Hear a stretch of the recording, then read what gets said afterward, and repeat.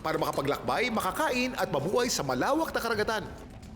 Isa sa pinakamalagkit na natural glue sa buong mundo ang pinoproduce ng barnacle. Ang barnacle cement, kayang dumikit sa kahit anong surface, kahit pasabasa, maalat at binabayuman ng malalakas na alon.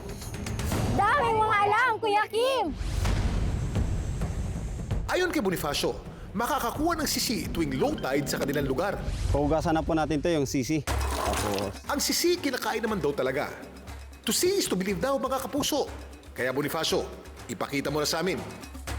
Ang nakuhang sisi ni Bonifacio kanina, hinugasan niya at saka in-steam.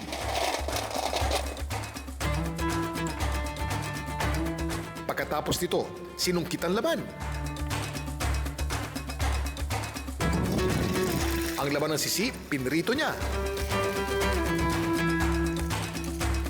Ang napritong sisi, hinaluan niya ng iba pang sangkap. sibuyas, silig. Tapos mag-add tayo ng pipino para mas masarap. Bigyan natin ng kalamansi. At ang pinakahuli po ay ang mayonnaise. Ilang sandali lang, pwede na raw tikman ang kanyang sisig na sisi. Ang mga tumikim hindi naman daw nagsisi. Natural lang rin siya, parang sisig yung lasa. Parang karning baboy. Malinamnam. Crunchy. Alat niya, saka yung hanghang. Tama lang. Pero ano nga bang uri ng barnacle ang sisi? Sa Pilipinas po, ang barnacles ay tinatawag na taliptip. Ang sisi ay isang uri ng taliptip. Ang English po nito ay acorn barnacle. Ang acorn barnacle ay malilit na uri ng barnacle na hugis bulkan. Pero hindi tulad ng ibang uri ng barnacle, ang acorn barnacle ay hindi widely consumed.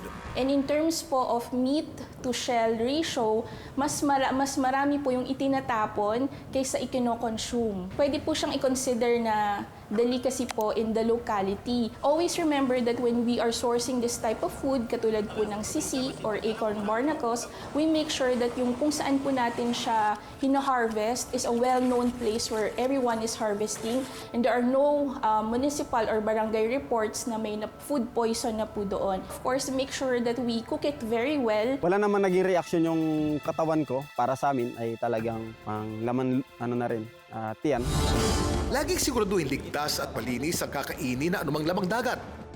Para sa bandang huli, ay hindi ka magsisi. Sarap! Dahil mong alam, Kuya Kim.